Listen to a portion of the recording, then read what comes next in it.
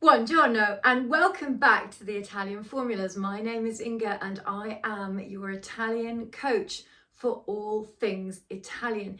So one of the major differences between English culture and Italian culture, which unless you live in the country, you don't actually know, and it's a very difficult thing for us to grasp as English people, is that Italians like to go to places to have conversations.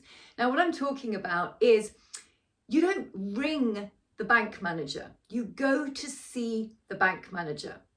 You don't call or send an email to the estate agents, you go to see the estate agent. You don't just have a quick chat with the architect, you have an appointment that you actually physically go to. So obviously during COVID, things changed a little bit in Italy in the sense that, the Zoom and Skype and all these other things came in. But essentially a major difference in the culture between Italy and England is the fact that the Italians like to go places and they like to meet people in person. And if you don't understand this, especially if you're moving abroad or if you're living abroad, this can be a real cultural no-no. The other part of this is understanding that when you're actually working with an Italian, let's say you're working with an architect or an estate agent or a solicitor, part of the business of working with these people is also going and having a coffee.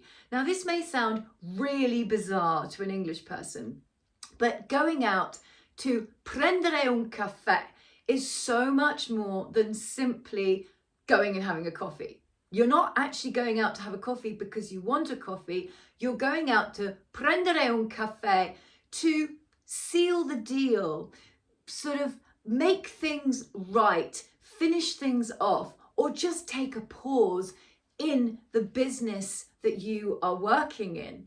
So prendere un caffè in Italian, when we're doing this, we need to use the verb prendere. Prendere conjugates as prendo, prendi, prende, prendiamo, prendete, prendono. And remember, no cappuccinos after 11. Caffè latte is okay, but ideally you want to take un caffè. Can be un caffè al ginseng, a ginseng coffee. It can be a caffè all'orzo, a barley coffee, or simply an espresso.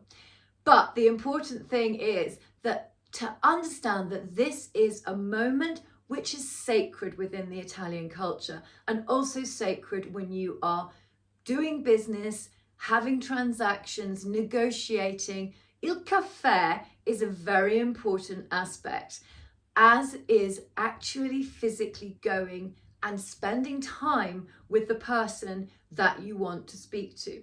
So when you are moving to Italy, if you're buying property, if you're going as a digital nomad, all of these things are fundamental to know. If you would like to know more about this, then my website is in the description. You can subscribe and like this video, share it if you know someone who might benefit from this as well. I am an Italian coach. I lived in Italy for 13 and a half years. I bought property, I ran a business. In fact, I ran more than one business. I had my children there.